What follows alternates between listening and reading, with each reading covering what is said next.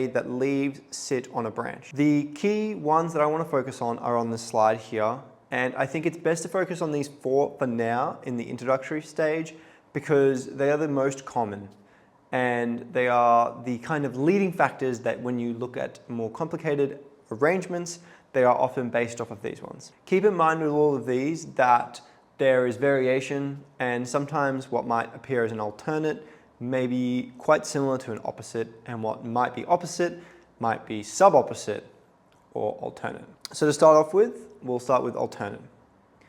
Alternative leaves are quite literally that, leaves that go from one side to the other, to the other, to the other. They are not opposite each other on the branch, but instead alternating sides on the branch. Opposite leaves are quite literally opposite on the branch.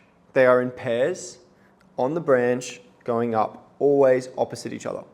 Like I said before, sometimes they can be just slightly off, but this is something that we'll look at later. And for now, just focus on spotting whether they are exactly opposite or they are alternating up the branch. These two are honestly the main two you see. Then there is basal or rosette sometimes, which is when the leaves are at the base of the plant. This is very common in orchids, this is very common in a lot of herbs, where the leaves sit on the ground and then there's a flowering stalk, which sometimes has a few extra leaves, and these leaves here could be alternative or opposite, but the key focus here is, are there most or majority of the leaves on the ground? The final one that I want to focus on today is whorled. Whorled leaf structures are when there are more than two pairs and they come all from one section of leaf.